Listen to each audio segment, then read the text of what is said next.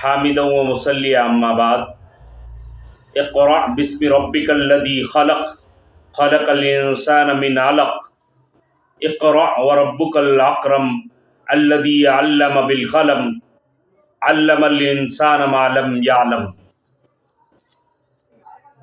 عزیز طلبہ اور معزز حاضرین، آج میری گفتگو کا عنوان ہے فضلائے مدارس اور عصری تعلیم۔ کیا پڑھیں اور کیوں پڑھیں؟ مختلف لوگوں کے ذریعے، مختلف اداروں کے ذریعے، مختلف شخصیات کے ذریعے، مختلف اسٹیجوں کے ذریعے یہ بات ہم تک پہنچتی ہے، ہم کو سننے کو ملتی ہے کہ فضلائے مدارس کو، علماء کرام کو، طلباء مدارس کو عصری تعلیم حاصل کرنی چاہیے۔ یہاں خاص طور پر فضلائے مدارس کی بات میں کرتا ہوں، یعنی مدرسہ میں پڑھنے والے وہ طلباء جنہوں نے اپنی تعلیم مکمل کر لی ہے اور اب وہ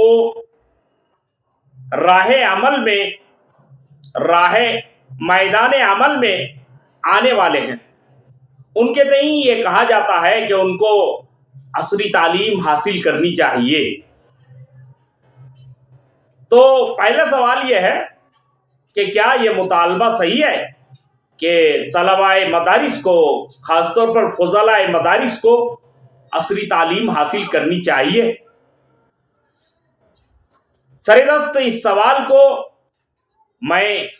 اس مطالبے کو میں صحیح مان کر آگے بڑھ رہا ہوں۔ اس بات پر گفتگو بعد میں ہوگی کہ آیا یہ مطالبہ کتنا صحیح ہے، کس حد تک صحیح ہے، اس کا دائرہ کار کیا ہونا چاہیے، کن کو پڑھنا چاہیے اور کن کو نہیں پڑھنا چاہیے۔ لیکن فی الحال میں یہ بات تسلیم کر رہا ہوں کہ ہاں، فضلائے مدارس کو عصری تعلیم حاصل کرنی چاہیے۔ مدرسہ گریجویٹس کو ماڈرن تعلیمات کی طرف جانا چاہیے، ان کو یونیورسٹیوں میں، کالجز میں داخلہ لے کر مزید تعلیم حاصل کرنی چاہیے۔ یہ مطالبے کے پیچھے جو چیز ہے وہ ہے در حقیقت کسب معاش۔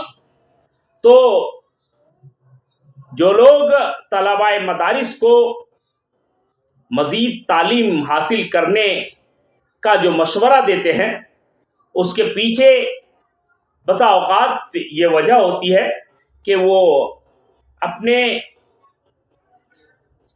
معاش کے لیے، اپنے فائنانس کے لیے کیا کریں گے، وہ کون سے ذرائع ہوں گے، وہ کون سے ریسورسز ہوں گے جن کے ذریعے سے ان طلباء کو مال ملے گا، دولت ملے گی اور وہ اپنی اس دنیاوی زندگی کا انتظام کر سکیں گے۔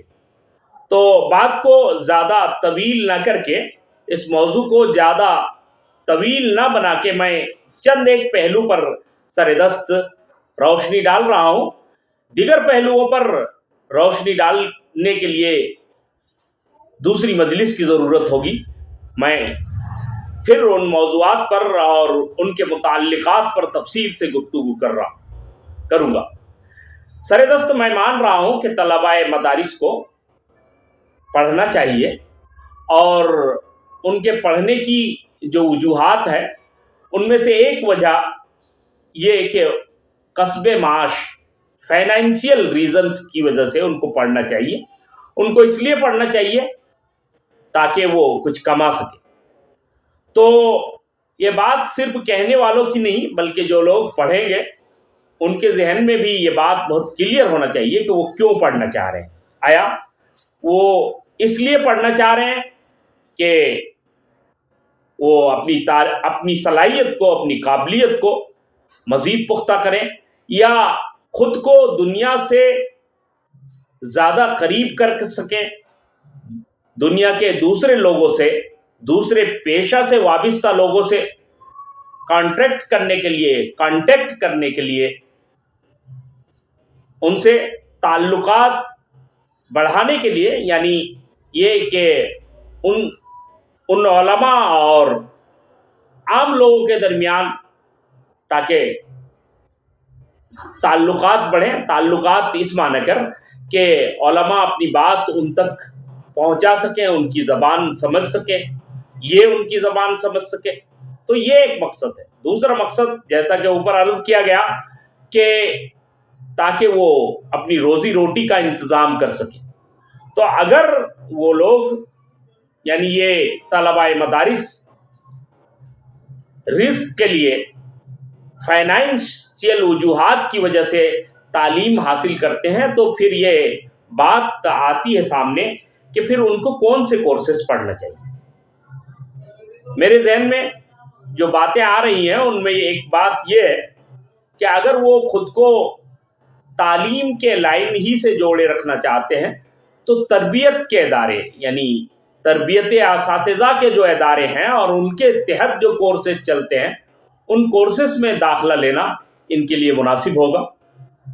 ये डीएड करें, डीएलएड जिसको भी कहा जाता है, बीएड करें, एमएड करें या ट्रेनिंग की और जो सूरतें हैं उन कोर्सेज में दाखिला लेकर खुद को ज़्यादा काबिल बनाए और एक काबिल उस्ताद के तौर पर मुआशरे में पेश हो और फिर वो इज़्ज़त की रोटी अपने इस टीचिंग के ज़रिए से हासिल करें।